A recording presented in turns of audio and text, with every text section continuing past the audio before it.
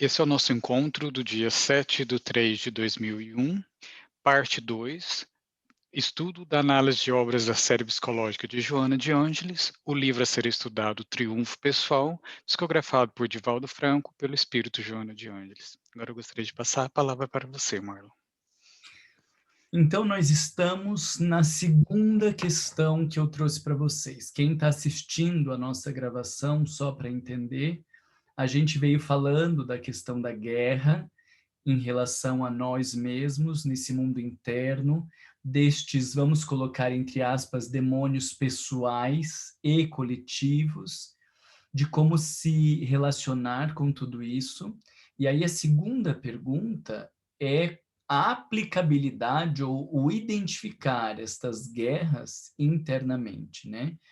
Então, nós temos irritabilidade, insegurança no capítulo 3, depressão, transtorno obsessivo compulsivo e esquizofrenia no capítulo 6, terrorismo, síndrome do estresse pós-traumático, vingança, no capítulo 7, perturbações somatoformes, sociopatias e fobias também está no capítulo 8.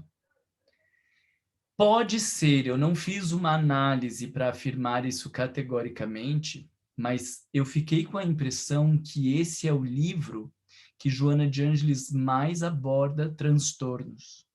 Tirando talvez conflitos existenciais, que daí é toda uma análise de transtornos, nessa configuração dos livros que a gente tem, Ser Consciente, Encontro com a Paz e Saúde, Alma Integral, esses livros que têm esse formato, né, de uma introdução com conceituações, desdobramento de problemáticas e terapêutica, que ela tem desse viés geral nas obras, eu acho que esse é o livro que ela mais traz transtornos para serem analisados. E isso me chamou a atenção.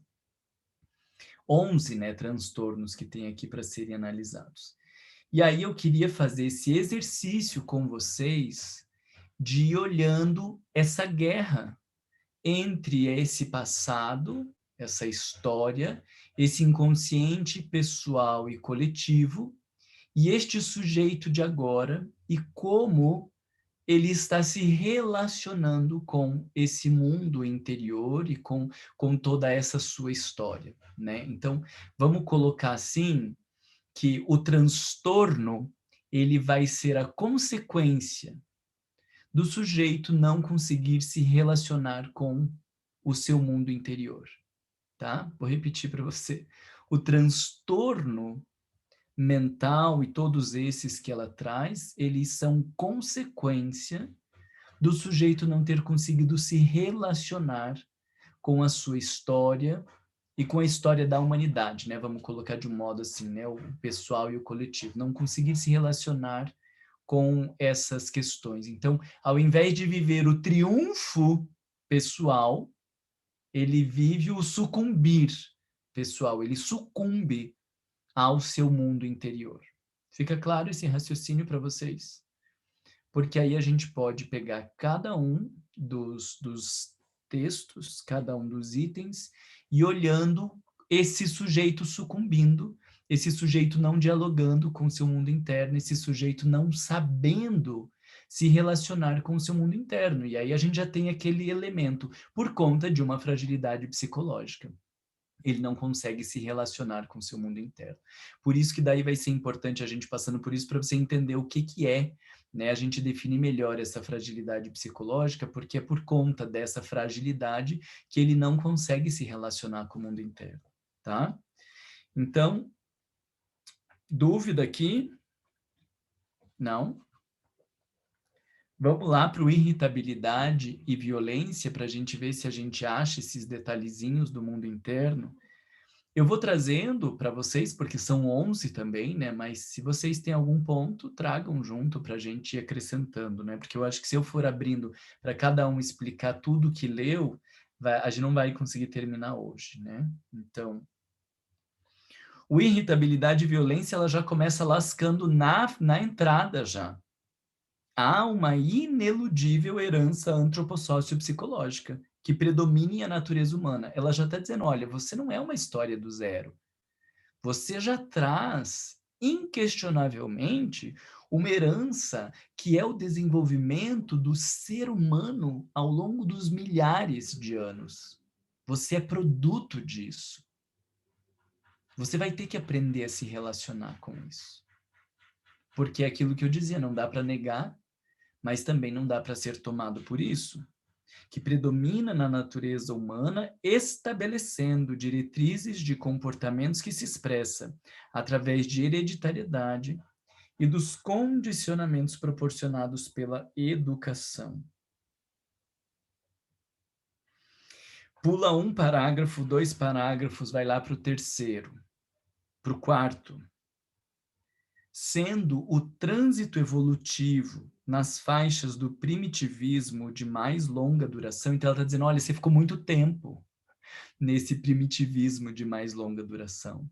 Você ficou muito tempo nesse primitivismo, a maior parte do tempo que você passou foi lá. Agora, porque você sabe andar em duas pernas, pintar unha, passar batom e ser bonitinho, você acha que você consegue se livrar de tudo isso? Os instintos primários predominam em a natureza humana, aguardando o concurso da razão e do discernimento para substituí-los por emoções de harmonia propiciadoras que são de saúde psicológica, mental e física. Você consegue agora ler os substituí-los de uma outra forma? Que não é a coisa louca de querer ser bonzinho, que não é a coisa louca de trocar o bem pelo mal, mas porque você já tem um nível de consciência, de discernimento, que você consegue parar e dizer, calma aí, qual é o sentido de eu estar fazendo isso agora? O que eu estou buscando com isso agora? Deixa eu fazer uma reflexão mais profunda, ao invés de simplesmente ficar repetindo esse negócio aqui desgovernadamente. Mas aqui, ó, se vocês prestarem atenção, eu vou falar agora porque eu tenho medo de não conseguir trazer depois.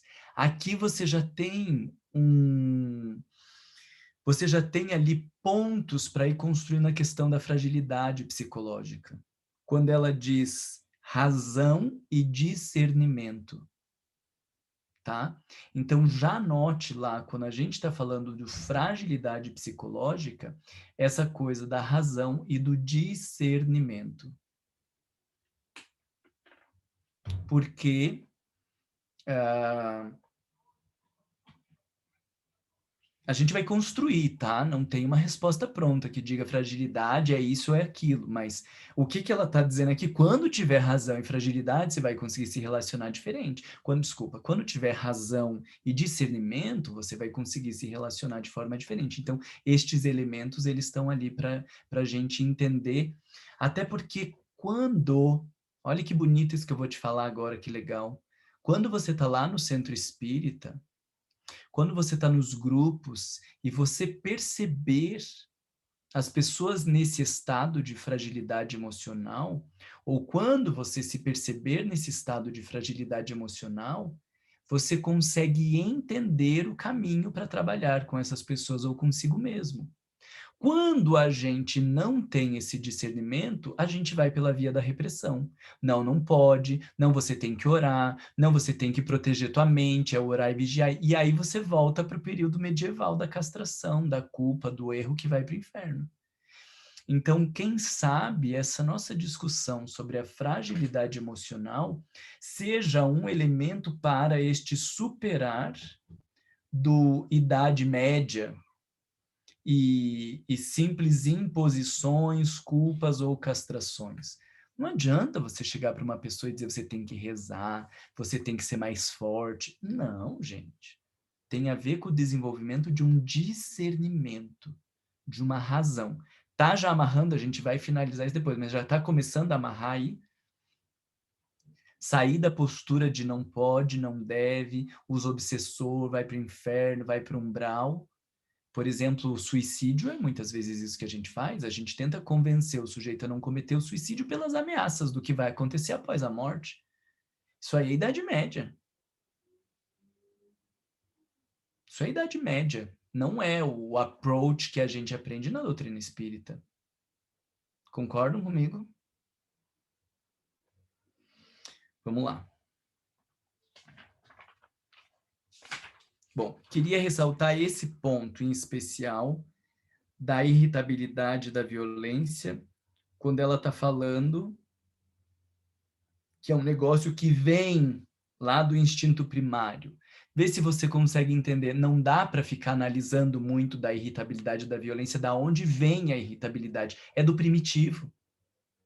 É da tua história ancestral, antropossócio-psicológico. Chega um momento da análise da irritabilidade que você não vai conseguir aprofundar. Você consegue entender, ó, vê se fica claro para você, agora me deu um lampejo aqui. Você vai entender quando esta energia primitiva está a serviço das tuas loucuras. Por exemplo, quando eu me sinto inferiorizado, essa energia de irritação e de agressividade me toma. E aí eu sou agressivo, eu desrespeito as pessoas, eu meto a boca nos meus filhos. Mas o que faz esta energia aparecer, os gatilhos, você pode analisar, que são os elementos teus que trazem isso à tona.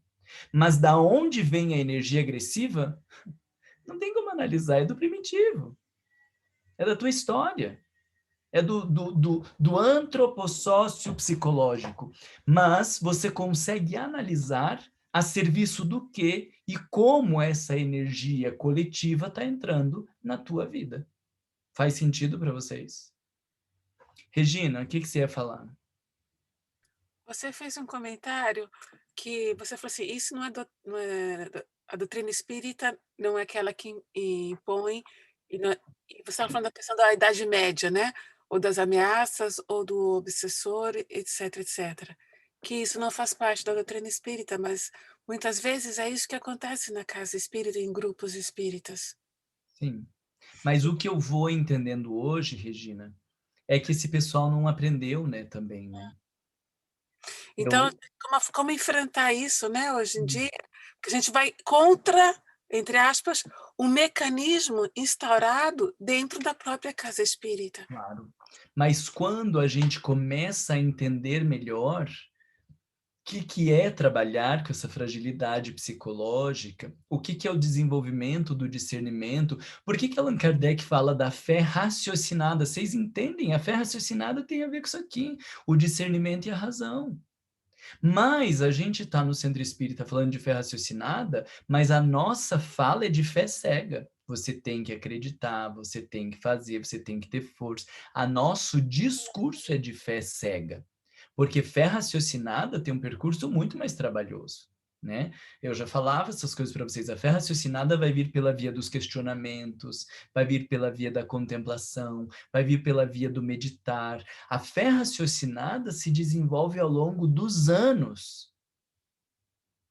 Quando você quer que o sujeito pense como você não está trabalhando com a fé raciocinada. Você está trabalhando com a fé cega, você quer que ele acredite porque você está falando. Então, embora a gente tenha lá a fé raciocinada, a nossa abordagem com as pessoas é de fé cega. Concordam comigo? E porque muitas vezes a gente nem sabe o que é essa tal dessa fé raciocinada. Se tiver que explicar o que é, a gente não sabe. E aí é isso que o Humberto traz da grande discussão da religião e filosofia, né? Porque a religião seria essa abordagem do é isso. É o padre que sabe, você tem que ficar com isso. E a filosofia, o filósofo vai levar a pessoa a pensar. Quando Allan Kardec apresenta o espiritismo como uma filosofia, ele está fundamentando ali essa lógica da fé raciocinada. As pessoas vão aprender a pensar, mas não porque alguém está dizendo, não porque alguém está mandando, porque o espiritismo não tem padre, não tem pastor, não deveria ter palestrante de referência e nem dono de nada. O espiritismo é uma filosofia onde as pessoas se encontram, estudam, alguns com mais experiência, outros com menos, mas para que elas aprendam a pensar por si próprias e façam uma construção pessoal. Mas vamos voltar lá para as minhas críticas ao movimento espírita, que faz tempo que vocês não ouvem a minha acidez, eu não posso perder essa acidez. O que que hoje a gente vê no centro espírita? Um somatório de uma igreja católica com uma escola no pior sentido da palavra. O que a gente mudou da Igreja Católica foi pôr uma Igreja Católica numa estrutura de escola, com salas de aulas, que a gente chama de grupos de estudos, mas muitas vezes são salas de aulas, com um currículo, um conteúdo a ser dado, um material que vai certificando as pessoas, e quando elas chegam em determinadas certificações, com determinada presença, elas têm autorização para fazer determinadas coisas. Isso é um sistema de ensino precário, bem brasileirão, não sei outros países, mas eu conheço bem do sistema de ensino do Brasil, é um sistema de ensino bem brasileirão. Então, o que a gente fez foi pegar uma estrutura religiosa, colocar um discurso religioso numa estrutura de escola, e isso a gente está chamando de centro espírita. Mas isso não desenvolve fé raciocinada. Aí a gente está aqui se debatendo em tentar entender que abordagem é essa, que não é a abordagem das respostas, que não é a abordagem do você tem que pensar desse jeito, que não é a abordagem do aconselhamento e da orientação comportamental. A proposta do Espiritismo tem a ver com ensinar as pessoas a pensar. É trabalho, como dizia a minha amiga em educação, é trabalho manual. Não é pensem desse jeito é assumam o meu discurso. É trabalho manual, porque você vai ajudar cada um a ir se desenvolvendo, né? Então, aí que entra a ideia do trabalho manual. Então, o que é este lidar com o frágil, isso também é uma outra relação que eu fiz com a questão religião ali. A religião também tem um papel em ajudar o sujeito a lidar com esse frágil psicológico. A religião, quando bem conduzida, né, vamos colocar aqui, né, como bem conduzida, ela vai auxiliar o sujeito nesse processo de fragilidade psicológica. Quando mal conduzida, ela continua alimentando essa fragilidade psicológica. Então, o sujeito até tem a frequência nos grupos, mas internamente ele está sucumbindo. Quando ele tem as grandes dores e os grandes dramas, ninguém da religião sabe, porque ele tem que viver essas dores sozinho e escondido. E quando ele está no centro ou no espaço religioso, não existe conexão com a sua vida pessoal. É como aqui a gente vive esse negócio e depois eu que me vire com a minha vida. Isso não vai ajudar as pessoas a se desenvolver psicologicamente. Agora, quando você está num grupo onde uma pessoa traz um drama e outro traz outro drama e você fala, meu Deus, e eu estava me achando a pior pessoa do mundo, mas eu estou vendo que está todo mundo no mesmo barco, isso começa o desenvolvimento de uma força psicológica. Então não é que eu sou uma merda e não sirvo para nada. É difícil para todo mundo. Calma, deixa eu respirar então e me recompor. Eu vou enfrentar isso de um outro jeito, eu vou lidar com isso. Entende a diferença? Né? Agora a gente está aí nos centros morrendo de medo que as pessoas falem delas. E nós mesmos não temos paciência para ouvir uns aos outros. Porque a gente ainda quer os discursos prontos, a gente ainda quer o me diz o que eu tenho que fazer, que eu faço. Nós, muitas vezes, não temos paciência de entrar no mundo um do outro, de aprender um com o outro. E se você não tem essa paciência, você também não consegue ensinar o grupo a fazer isso. Não é vamos ouvir porque a Clara está falando e aí a gente fica quieto, tipo, esperando a Clara parar de falar. Vamos pensar o que a Clara está falando, porque isso que a Clara está falando dentro desse tema pode servir também para outras pessoas que estão vivendo situações parecidas, e cada um, na sua leitura daquele texto e na sua interpretação, vai fazer uma construção coletiva que vai ajudar o sujeito a entender por um ângulo mais claro, com maior discernimento. Isso, para mim, é uma abordagem que favorece a fé raciocinada. Entendem? A gente, por trazer esse viés raciocinado, entendeu o raciocínio como o oposto de emoção, oposto de sentimento, oposto de vida pessoal, e nós transformamos o movimento espírita numa coisa racional, mas no sentido de racionalização, de ficar falando de teoria para não precisar ficar falando da gente.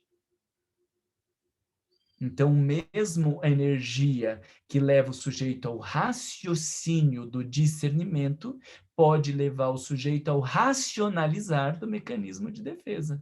É a mesma energia. Só que uma está a serviço do autoencontro e a outra está a serviço da fuga de si mesmo. Pronto, acabou minha acidez. Vocês viram que eu estou muito menos ácido, né?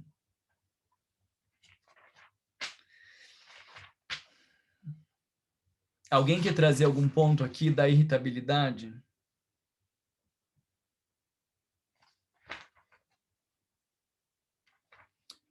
Vamos para insegurança pessoal. Vocês conseguem enxergar aí, na insegurança pessoal, esse traço que ela está falando? Olha lá o primeiro, segundo, terceiro, quarto parágrafo. De qual Estamos capítulo? no item insegurança pessoal. Estamos indo por ordem. Está lá o irritabilidade e violência. Está no tudo capítulo 3. Olha o quarto parágrafo lá dela.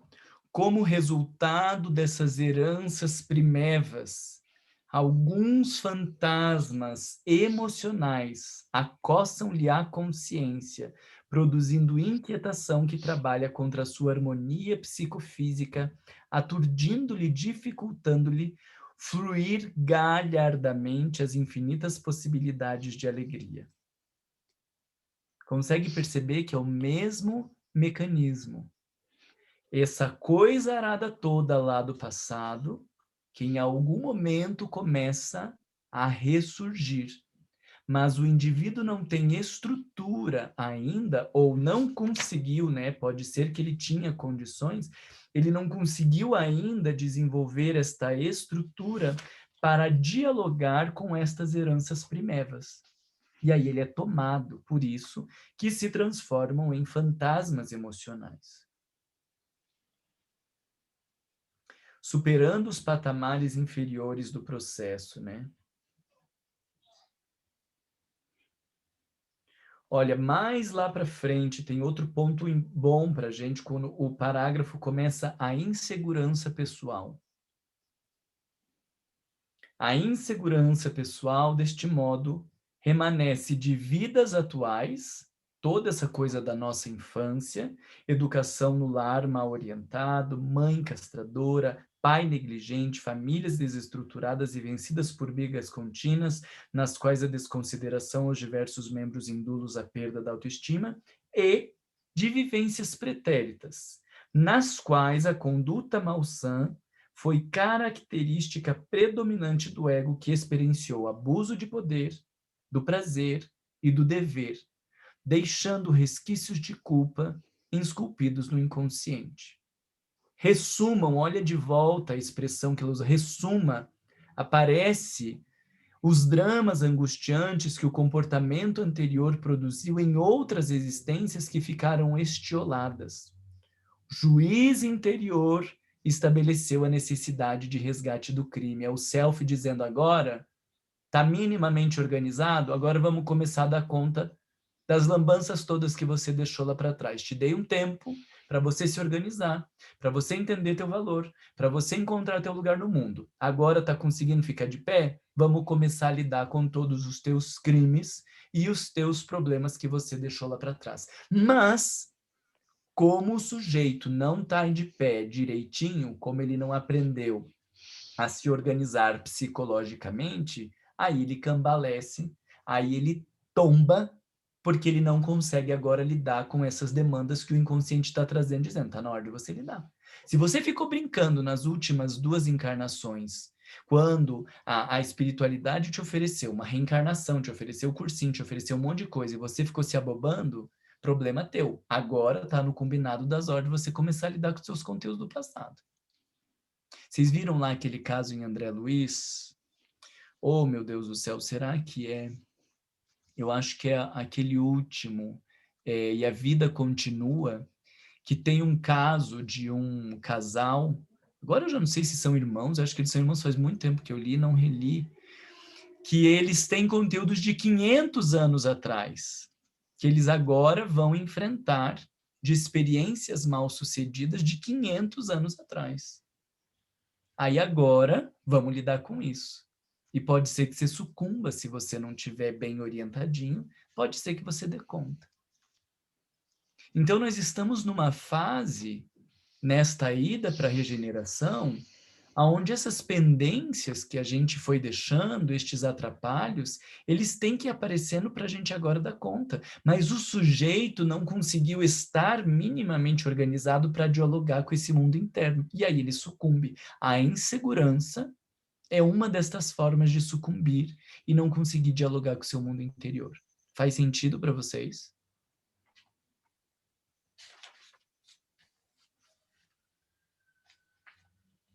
Marlon, só fazer uma pergunta. Essa harmonia psicofísica seria também alguma coisa relacionada à fragilidade psicológica? Ter essa harmonia psicofísica que ela está naquele item anterior, naquele parágrafo anterior que você leu, como resultado dessas heranças primevas. A harmonia psicofísica seria também, vamos dizer assim, uma qualidade que combateria a fragilidade psicológica? Sim, vamos colocar a harmonia psicofísica como mais um item lá da fragilidade, o que seria o oposto da fragilidade, né? Tá. Bem lembrado, Marilda. Já lembrem de ir colocando aí para a gente entendendo o que é esse frágil e o que seria o oposto do frágil, gente, que seria uma palavra boa. Bom, vamos pensar isso também para o nosso próximo encontro. Forte? Talvez isso, forte, né? Não é pejorativo. Forte, se você não entende, você pode pensar forte, egóico. Isso a gente vai ter que discutir para ajudar vocês a entender a diferença do forte egóico, né, do forte arrogante, né? O que é esse forte? Então, bem lembrado aí pela Marilda dessa harmonia psicofísica, né? Adianta você ficar cuidando da tua alimentação, não comer carne e fazer um cuidado maravilhoso com o teu corpo? Não adianta, isso não vai te levar para a luz, não sei se te falaram. O céu não é dividido entre vegetarianos que comiam pouco e o resto que comia carne e tomava Coca-Cola, não adianta. Porém, isso pode contribuir em alguns momentos para o teu desenvolvimento psíquico? Pode. Tem homeopatas que vão falar no tratamento do pânico, a primeira coisa que precisa fazer é parar de comer carne. Por quê? Porque muitas vezes o animal, quando ele vai morrer, ele libera essas toxinas de medo no corpo e você vai ter os teus dramas já estão lá, os teus conteúdos, mas eles vão ser ativados, somados a este medo que vem embutido no animal, e vai ficar muito mais difícil de lidar com os teus próprios. Agora, é porque você para de comer carne que você vai para o céu? Não, porque tem um bando de arrogante que está parando de comer carne só para esfregar na cara dos outros que ele é melhor porque ele é vegetariano.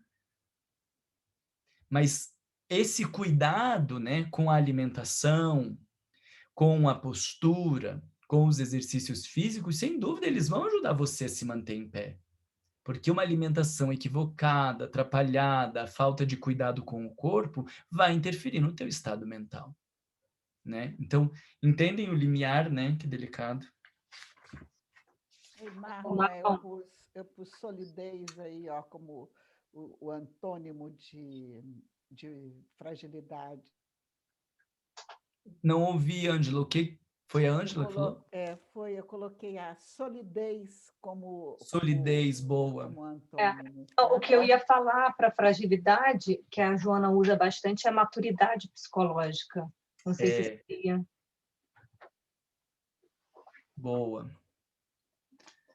Muito bom, vamos ficar com tudo isso. E aí vocês já vão anotando, a gente vai ter que ler o livro de volta buscando, né? E talvez isso seria legal, uma pesquisa ao longo das obras dela, né? Porque nas próximas obras a gente vai estar ligado no que é essa maturidade, o que é essa solidez, para ir pegando em outros lugares onde ela fala disso, para a gente ir consolidando esse entendimento, né? Vai ser bem legal fazer isso. Vamos pular ali o realização interior, que é o capítulo 4, e o capítulo 5. Que a gente vai precisar desses dois, né, para discutir sobre também essa solidez ou essa maturidade. A gente vai precisar do 4 e do 5, tá? Olha como vai ficar tudo encaixadinho, tá? Vamos lá para os 6 que estão nos transtornos. Para mim, gente, você enxerga uma construção perfeita do livro. A danada traz lá as guerras, explica os negócios, traz uns transtornos, daí vai falar dessa solidez, aí agora ela vai pegar os transtornos profundos. Vê que coisa bonita? Então, assim, tem alguns ali, ó, que estão se cambaleando nessas coisas chamadas menores. Se você tem uma fragilidade muito grande, você vai ser tomado pela irritação, você não consegue ter esse mínimo de maturidade, a insegurança e tal, tal, tal. Beleza. Agora, fala dos enfrentamentos, fala destas coisas, e agora nós vamos para esse mais profundo. Quem conseguir lidar com estes enfrentamentos e com esta realização interior que ela traz ali, do contato com os seus complexos, enfrentar a realidade, vai dar conta facilmente da irritabilidade, da insegurança e de... Qual que é o outro item? Irritabilidade, insegurança e os desajustes internos. Então, vamos pensar assim, o 4 e o 5 vêm para dar recurso para você lidar com os desajustes internos. Aí agora, no 6, ela vai dizer, agora pera lá que nós vamos entrar no profundo. E vocês vão ver que o 6 é o profundo, depressão, transtorno obsessivo-compulsivo, vai descambando para esquizofrenia e o negócio vai ficando muito profundo. Com terrorismo, estresse pós-traumático, vingança, sociopatias, fobias, ou seja... Aí é uma terapêutica mais profunda que vai nos exigir, aonde a gente vai precisar trabalhar esse negócio da religiosidade e do encontro com as suas próprias verdades para dar conta desse profundo. Olha que lindo! Está perfeitamente organizado o livro. Agora, falasse que nesse grupo, Joana ia dar uma comunicação para explicar o livro. 2.800 pessoas a gente ia ter aqui. Agora, quantos que estão dispostos a ler, quebrar a cabeça para entender o que ela falou? Ela já fez esse serviço maravilhoso de nos proporcionar a obra. É a gente agora que precisa ler e reler para entender o que ela ofereceu. Concorda comigo?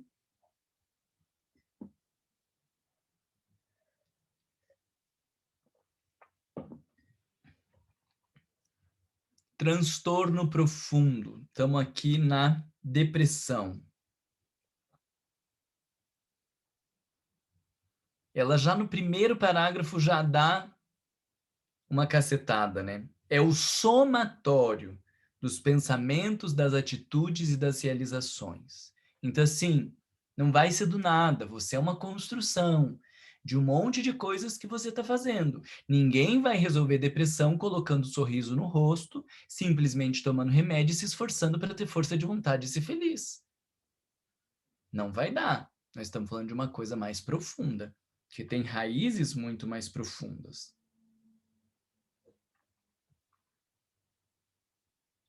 Vocês enxergam ali no segundo parágrafo, ela já trazendo de volta o resgate dessa história, larguíssima trajetória percorre o psiquismo, desde os impulsos primários até o patamar dos instintos agressivos, depois aos mantenedores da vida, passando pelos reflexos condicionados, quando então surge desafiadora a inteligência. A princípio obnubilada pela cortina das manifestações primárias, clareando os impulsos que se transformam em emoções, quando então o self avança no rumo da consciência que enfrenta novos desafios até alcançar o nível cósmico da plenitude. Ela já está dizendo, olha, está vindo de longe esse negócio. Né? Nós estamos falando de essa superação, esse triunfo sobre si, é de uma construção arcaica, de um larguíssimo trajeto pelo qual vem percorrendo o psiquismo. Isso acaba sendo até um consolo para muitas pessoas com depressão. não é você se livrar da depressão. Nós estamos lidando com uma estrutura milenar. Não é ficar feliz, porque ficar feliz você toma pílula, toma uns remedinhos ali que te fica feliz. Eu lembro de paciente que dizia no hospital psiquiátrico, dizia, doutor Mário, eu tô tão feliz, mas eu não sei por que eu tô feliz. É só um negócio que me deixa agora feliz, você vê que ele já tá quase entrando numa euforia. É só um negócio que me deixa agora feliz, mas eu não sei por que eu tô feliz, porque eu tô no hospital ainda. Não é felicidade de verdade. É só um quimismo que o remédio consegue fazer interferindo e ativando umas determinadas áreas, desativando outras áreas. Então, entender a depressão como produto deste conteúdo profundo é consolador muitas vezes. Não é? Olha, pula 2 parágrafos, olha ali de volta. Porque muitas largas as experiências primárias que se desenvolvem mediante os automatismos, que se convertem em percepções que identificam os significados das coisas e da realidade. Nós estamos falando de uma construção de muito, muito, muito tempo.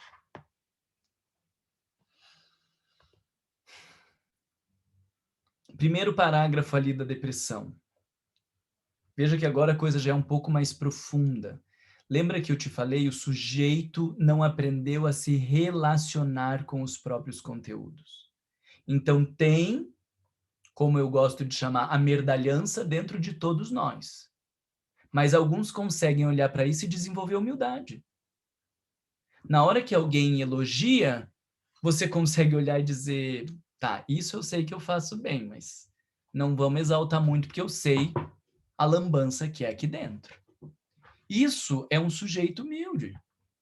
Ele enxerga as mesmas lambanças que existem em todo mundo, mas ele consegue se relacionar de um jeito maduro com os seus conteúdos. Outros começam a sentir e olhar para essas lambanças e vão desenvolver depressão.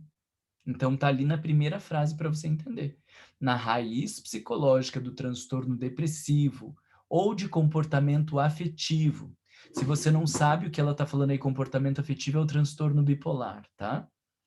Então, na raiz do transtorno depressivo ou do bipolar, encontra-se uma insatisfação do ser em relação a si mesmo. Ele olha e não gosta do que ele olha. Ele sente e não queria sentir o que ele sente. Ele se percebe, mas ele rejeita aquilo que ele é ou que ele se percebe. Então, existe aí uma estratégia, sai da cena. A depressão é o sujeito saindo da cena da vida. Não é? Olha para o sintoma de um sujeito depressivo. Ele está fora. Ele não está mais presente, ele não está envolvido.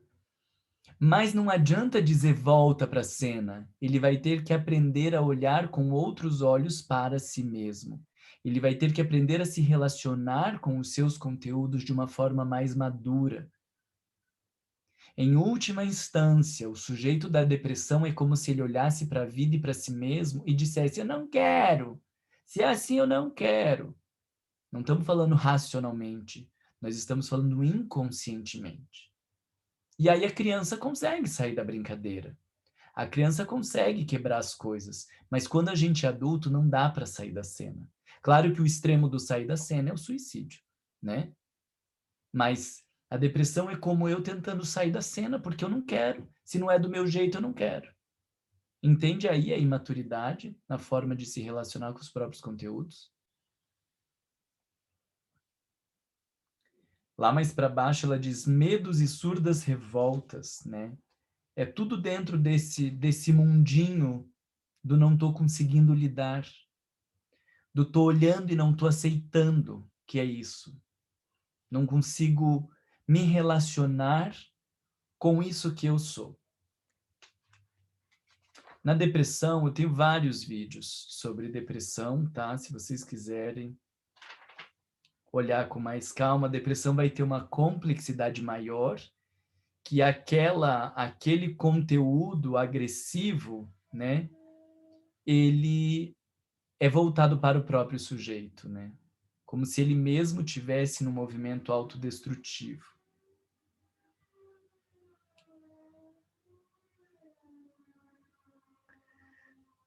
Ela vai dizer em outro momento da culpa e da mágoa, do desrespeito por si mesmo, do suicídio e outros desmandos em forma de depressão.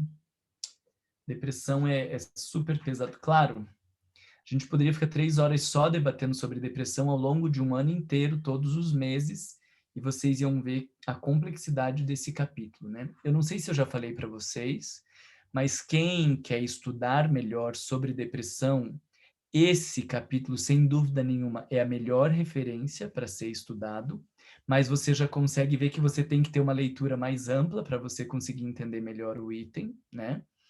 Mas a gente também tem 2 referências bem boas, que é o Entrega-te a Deus, aonde ela tem 2 capítulos sobre depressão especificamente, que são muito bons.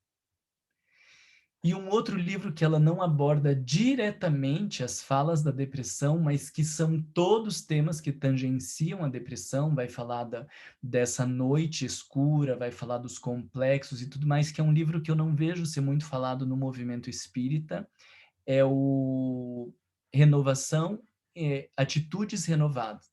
Não, Atitudes Renovadas é do Hamed, né? Oh, meu Deus do céu.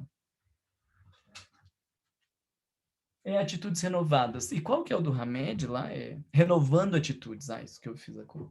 Atitudes Renovadas. Ele não tem textos declaradamente depressão, depressão, depressão, mas quando nós montamos o programa de tratamento e suporte ao tratamento da depressão lá em Curitiba, o que a gente mais usou na formatação sempre foi o Entrega-te a Deus, Triunfo Pessoal e Atitudes Renovadas, tá?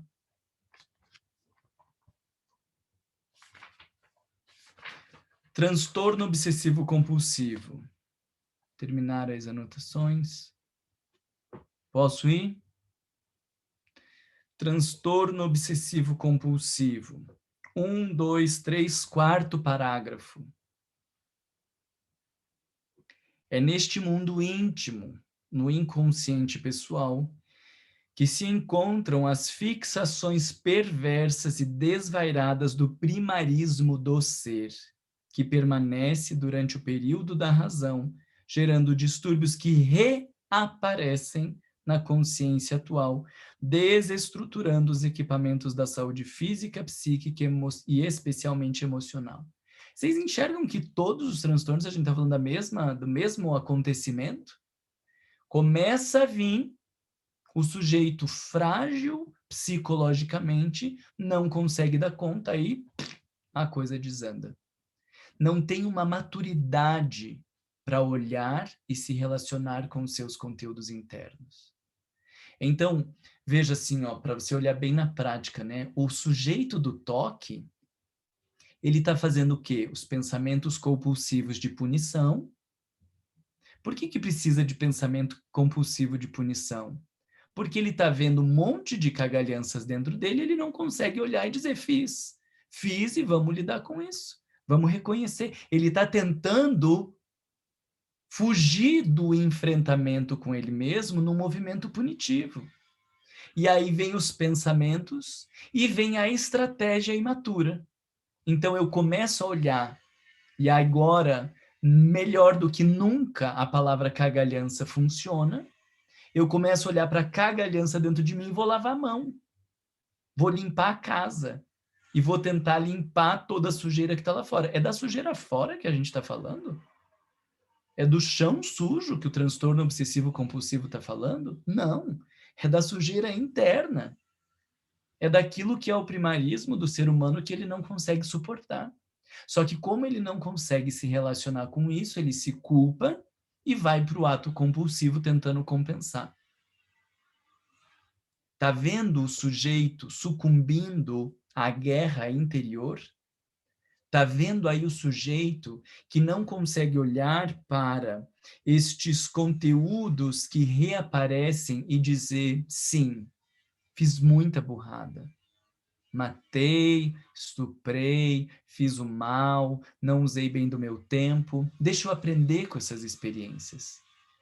Deixa eu entender o que me levou a fazer tudo isso. Deixa eu extrair alguma coisa em relação a tudo isso e conduzir minha vida. Não, o sujeito não consegue. Aí entra na culpa, por exemplo, e nos atos compulsivos. Esse sujeito está falindo, né, ou está sucumbindo ao invés de triunfando pessoalmente. Faz sentido? Por que a gente está estudando isso? Para vocês pegar uma pessoa, o marido que tem toque e dizer, então ele não tá, é para isso que vocês estão estudando? Vocês só podem usar esse texto quando tiver, ou para si, obviamente, né, ou quando tiver num atendimento fraterno ou numa coordenação de estudo aonde a gente está buscando essa interpretação. Não use desse conhecimento para interpretar as pessoas na tua volta, porque isso se chama falta de ética. Ok? Se a pessoa vem ao atendimento fraterno, ela está te pedindo ajuda. E você vai usar desse conhecimento para que ela se entenda melhor. Ela se abriu e ela está te pedindo ajuda. Ela bateu na tua porta. Ou se nós estamos num grupo de estudo e está todo mundo estudando, então nós estamos olhando para isso. Mas você querer usar desse conhecimento para interpretar as pessoas, isso é julgamento, isso é suposição, isso é falta de ética. Não faça isso. Eu estou falando porque esses dias eu tive que dar um esfregão num outro grupo que eles estavam justamente nessa coisa do mecanismo de defesa, de não sei o quê, fazendo o diagnóstico de todo mundo. Eu digo, calma, nós precisamos voltar lá para o início.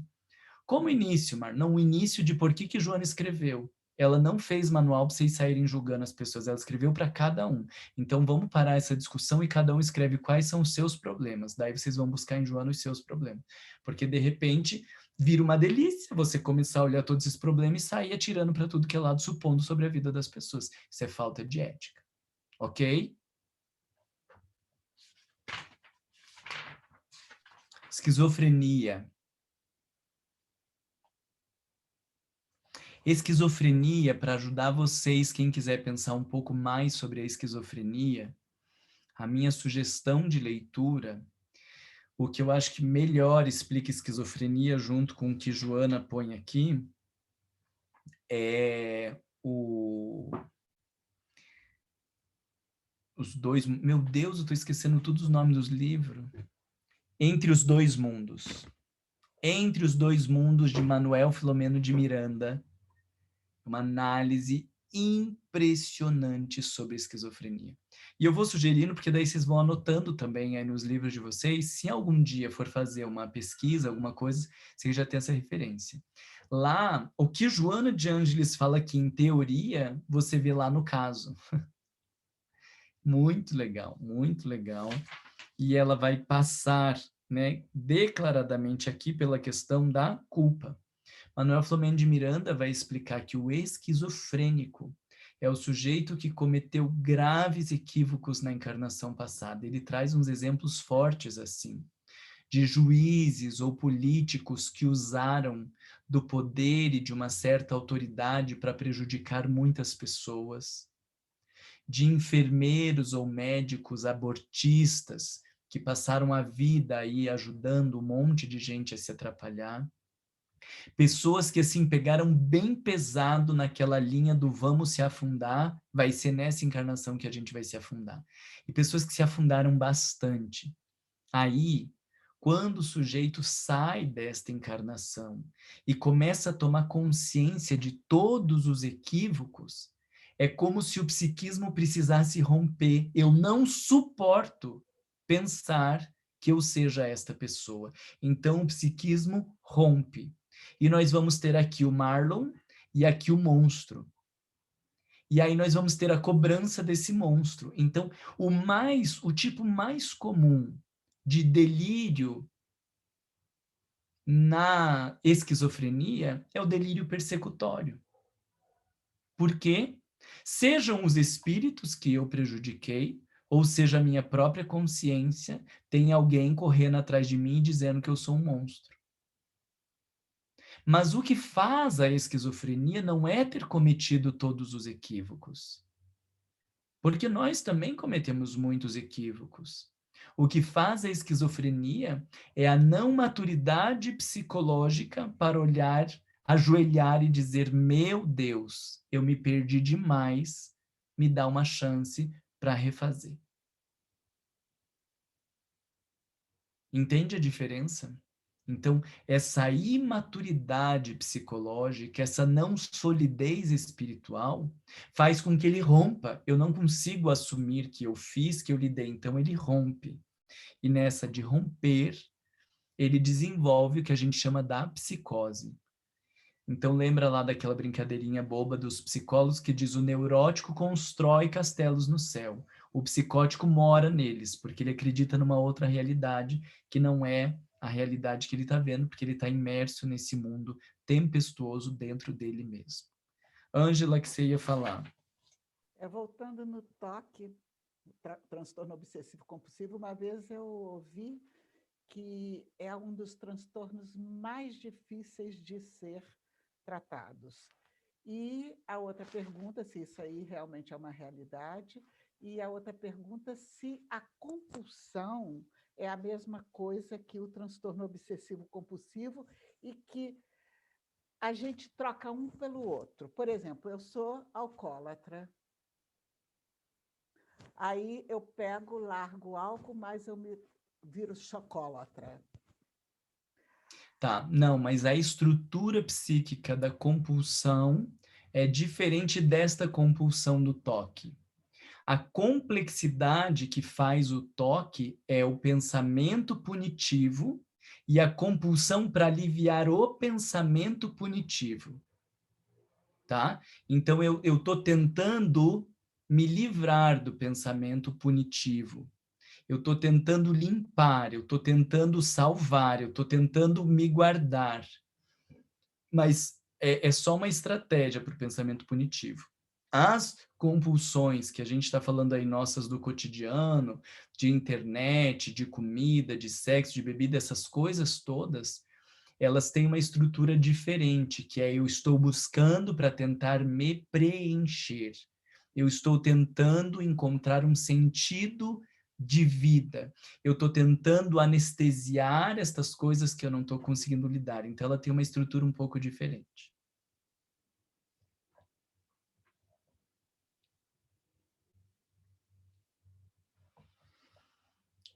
Ficamos ou podemos ir para o 7 ou alguém quer falar?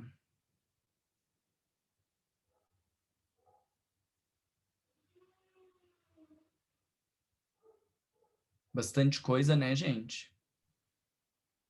Vocês estão conseguindo ver essa linha? Eu estou trazendo os diferentes transtornos, mas com a mesma linha do conflito, do sujeito que não suporta, que não enxerga, que não consegue lidar, e os diferentes sintomas que faz, mas para um funcionamento muito parecido. Vocês estão conseguindo captar isso? Isso é o mais importante. Regina. Marlon, a questão da esquizofrenia e também do transtorno, para uma identificação da medicina oficial, clássica, eles podem confundir fenômenos ou situações mediúnicas com essas problemáticas, segundo você? Um médico bem materialista, ele vai confundir, porque um médico bem materialista, qualquer sintoma que tenha o traço psicótico, o que é o psicótico? É o não realidade concreta, né? Então, lembra que eu disse lá dos castelos, que mora no castelo do céu. Então, uma pessoa que diga que ouve vozes, que vê vultos, que fala com pessoas mortas, um bem materialista já vai pôr isso dentro dos quadros esquizofrênicos. Obrigada. Porque eu fui internada na Itália, em um hospital psiquiátrico com esquizofrenia. Sim. E depois, logo em seguida, eu saí e os médicos não entenderam porque parecia que de uma hora para outra eu tinha sido curada. Uhum. Mas eram esses sintomas que você falou, justamente. Sim, interessante. Fabrício, você podia parar um pouquinho a gravação? Vingança, que está no capítulo 7. E depois a gente ainda tem perturbações somatoformes, sociopatias e fobias. Vocês já entenderam a linha. A gente vai só pegar os pontos para vocês enxergarem isso, porque depois eu espero que vocês leiam com mais calma. Então vamos lá para o terrorismo. Começa lá no primeiro parágrafo. Vocês estão vendo que muitos no primeiro parágrafo ela já dá o tom da leitura. em face da predominância da natureza animal sobre espiritual e do desdobrar das paixões. Já está explicando, terrorismo não tem a ver com ser bonzinho ou não ser bonzinho, tem um negócio profundo de uma herança. São eles que dão campo ao desenvolvimento da perversidade. Então, tem uma herança, tem uma estrutura frágil, e aí quando vê o sujeito está envolvido nessas posturas de perversidade. Ela está dizendo de volta do libertar das forças hediondas do primitivismo. Então, olhe de volta, estamos falando do sujeito primitivo e desse libertar, parece que abre as comportas e bum, vem esse negócio e o sujeito é tomado. Mais para frente, no parágrafo que começa com frio, emocionalmente, perverso, ela vai falar da erupção da selvageria interna. Olha a ideia que vincula com o que a gente está discutindo. Erupção da selvageria interna, ou seja, a selvageria interna está lá. Está dentro do Fabrício, mesmo que essa vozinha querida que ele tem, está dentro dele a erupção, está dentro dele a selvageria interna, está dentro de mim. Pode ser que esse negócio transborde e a gente sucumba, pode ser que a gente consiga dialogar com essas coisas, pode ser que a gente consiga colocar estas coisas a nosso favor. O que nos faz aparentemente mais organizados ou menos organizados não é a nossa história primitiva, não é essa selvageria interna, todos nós temos. A questão é que em alguns ela vai aparecer porque você não conseguiu se relacionar e dar conta dela, em outros elas vão ficar mais silenciadas. Esse ponto é importante para a gente voltar lá para o Livro dos Espíritos, quando Allan Kardec está falando do mal na Terra, ou mesmo no Evangelho, quando ele fala do predomínio do mal nos mundos de provas e expiações. Está todo mundo neste predomínio. Alguns esse negócio está aparecendo. Alguns foram postos à prova e porque tem uma estrutura mais frágil, o negócio transborda. Alguns não está transbordando, mas em todos nós predomina o mal. Né? Quando você lê todo o texto, ela está dizendo o tempo inteiro. Lembra ali quando ela diz, estagiou muito mais tempo nesse lado primitivo, a história primitiva, o percurso antropossófico psicológico, ela está dizendo, olha gente, vocês estão bonitinho aí, mas a história de vocês é primitiva. Ou seja, predomina o mal. A grande questão é que a gente vai aprender a dialogar com tudo isso. Síndrome de estresse pós-traumático. O síndrome de estresse pós-traumático foi aonde eu trouxe para vocês as forças impessoais e as forças coletivas, lembra? Sutis e graves fazem desencadear conflitos adormecidos, tá tudo lá. Primeiro, segundo, terceiro parágrafo da síndrome de estresse pós-traumático. Olha lá, ela dizendo, a criatura, de alguma forma, vive sobre um vulcão aparentemente extinto. Ela disse que os católicos vivem sobre o vulcão aparentemente extinto e que os espíritas não. Elas disseram que os europeus vivem sobre instintos brasileiros não. Está todo mundo em cima do vulcão instinto, o seu inconsciente. Mas o interior está em processo de erupção. Desde que a camada superficial seja arrebentada, volta lá para o sujeito frágil emocionalmente, psicologicamente, desde que a camada superficial seja arrebentada, ou algo lhe desencadeie o emergir do magma incandescente que se encontra no seu interior.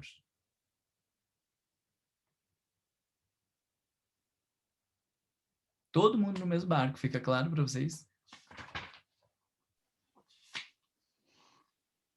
Vingança. Vamos rapidinho, mas só para vocês irem olhando, se vocês não viram esses destaques, para vocês destacarem aí nos textos de vocês. Segundo parágrafo na vingança. Os impulsos irrompem de áreas desconhecidas do ego, que não consegue identificação com si mesmo, e induzem-no a um trabalho perseverante de odiosidade, instaurando-lhe no imo revolta e desconforto ante esse que se apresenta como perigo para sua segurança, merecendo, portanto, ser destruído. Então, o sujeito se vingando não é um sujeito puramente se vingando.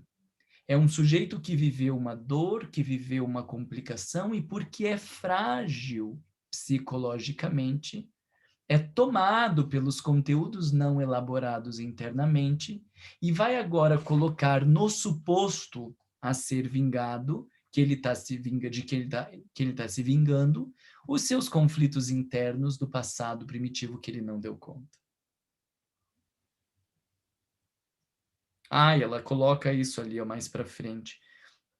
Uns 5 parágrafos para frente. Ao armar-se de calúnia e de mecanismos de perseguição, contra aquele a quem passa a odiar, está realizando uma luta inconsciente contra si mesmo. Aquele outro que está escondido no lado escuro da sua personalidade, que se demora oculto na sombra. Não é uma briga com o outro. É uma briga com os seus monstros lá dentro. E se ele... Vamos pegar esse exemplo da vingança, né? Então, se o cerne da vingança está neste sujeito que não sabe se relacionar com o seu mundo interno, o dia que ele aprende a olhar para os seus monstros, para o seu primitivo, para estes impulsos e dialogar com ele, o dia que ele é ferido por alguém, ele também consegue dialogar com o outro alguém. Ele também consegue se relacionar com outro alguém. Porque do mesmo jeito que ele aprendeu a dialogar com o seu primitivo, ele consegue olhar para o outro e dizer, por que você fez isso? Estou tentando te ajudar, ou a gente construiu uma vida juntos, por que você está fazendo isso comigo? E na hora que o outro não ecoa na possibilidade de um diálogo, a gente diz, bom, então fica aqui, porque isso é uma questão tua, não me envolve. E a gente sai de cena, não se machuca, muito menos se vinga, porque o conteúdo aqui dentro está organizado. Então, olha que legal, a gente está falando da vingança, mas não é em relação ao outro, é em relação a como você se relaciona com esses conteúdos dentro de você. Por fim, perturbações graves. Capítulo 8. Primeiro, segundo, terceiro, quarto parágrafo, ela já está falando novamente, superando lentamente os instintos agressivos, né? Graças à conquista do raciocínio, voltamos lá no maduro, né, com a capacidade de raciocinar. Ali tem um parágrafo que a gente vai usar depois no maduro, que ela está falando da cultura, da civilização, do conhecimento e da razão. Perturbações somatoformes e psicofisiológicas é um capítulo um item um pouco mais complexo, que a maioria das pessoas nem enxerga tudo isso, então ela faz uma descrição maior, né? Falando ali sobre hipocondria, somatização, as perturbações de dor, os movimentos de conversão, tal. Depois traz ali, vocês viram, asma, úlcera, hipertensão. E aí é um dos pontos declarados aonde ela fala, isso é 4 parágrafos antes de terminar o capítulo. Antes de terminar o item. 4 parágrafos. Começa com constituições emocionais frágeis. Achou? Então, vê lá. Constituições emocionais frágeis facilmente se perturbam ante os desafios existenciais. E aí o sujeito não dá conta do diálogo interno. Pula um parágrafo, o próximo. Deve-se ter em conta igualmente essa fragilidade emocional, que caracteriza uns biótipos de outros diferentes, tem as suas raízes nos comportamentos ancestrais de existências passadas, quando elaboram um futuro no qual ora se encontram. Sociopatia, no meu entendimento, é o mais difícil da gente compreender. Veja que esses todos, eles estão no capítulo perturbações graves, tá? Então, você já se dá um desconto de entender com mais superficialidade, porque são perturbações graves. E na sociopatia, eu achei que é o mais complexo de fazer essa relação, Mas lá, caminhando para o final, 5 parágrafos antes de terminar o texto, ela vai trazer algo muito parecido com a esquizofrenia, do espírito que delinquiu, oculpando a culpa, fingindo da convivência. Então, ela está trazendo aqui o psicopata como um indivíduo que se perdeu feio nas encarnações passadas, não consegue lidar com a sua culpa. Lembra lá do toque também, nós falamos disso. Na depressão, nós falamos disso. Na esquizofrenia, nós falamos disso. Você está vendo que, embora estejam em lugares diferentes, eles estão falando de uma mesma lógica. Fez um monte de coisas, se atrapalhou em um monte de conteúdos, agora vive a emergência do agressivo, com culpa, temos um sociopata. Mas está tudo na mesma pegada. O sujeito que está sucumbindo a si mesmo, à sua história, aos seus dramas e às suas dores. Por fim, fobias.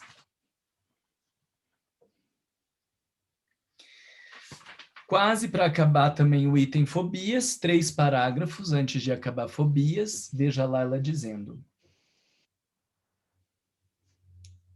as fobias estão associadas espiritualmente a condutas incorretas anteriormente vivenciadas, quando se permitiram os indivíduos abusos e crueldades. Ou sofreram sepultamentos em vidas. Aí ela vai, né, descrevendo mais casos, mas que todos estão ligados a uma história não digerida. Todos estão ligados a uma ferida não curada, aonde o indivíduo não tem a solidez. Já estou me apropriando das falas de vocês e já vira tudo nosso discurso, né?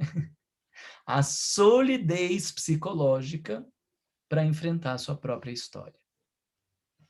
Vai clareando para vocês o triunfo pessoal. Não é ganhar em relação a ninguém lá fora. Chega um momento da tua vida em que você precisa dar um salto quântico. Não é mais do quantitativo, você precisa dar um salto qualitativo. E para você fazer isso, agora a gente vai ter que abrir umas comportas, a gente vai ter que olhar para um conteúdo lá dentro e dar conta deles. E aí, muita gente, porque não se estruturou solidamente, se perde. Agora acabei lembrando o caso de Alexandre, lá em André Luiz. Preparação espiritual de mais de 30 anos. Família, onde uma mãe ia dar uma estrutura sólida. Centro espírita para que ele pudesse ter suporte e lidar com todas as questões dele. Ele conseguiu fazer uso disso? Não fez. Aí, quando vem todos os conteúdos, se estatela no chão.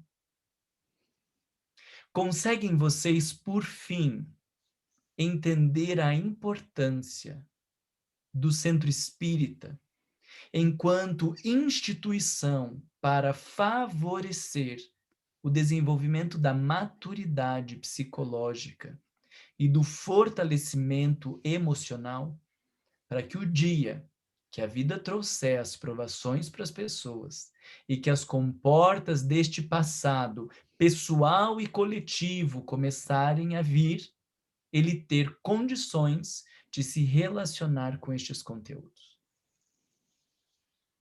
Conseguiu relacionar? Regeneração. Gente, espero que tenha feito sentido para vocês. Desculpa de termos passado tempo, mas pelo menos para fazer essas amarrações, achei que seria importante. Outras questões que vocês possam trazer que sejam produtivas para o grupo ou outros comentários, manda lá no nosso grupo. E aí lembra, a gente vai se reunir dia 11, tá? A gente estava aqui conversando no intervalo, dia 18 vai ter um monte de eventos por causa do espiritismo, dia mundial, não sei o que, não sei o que.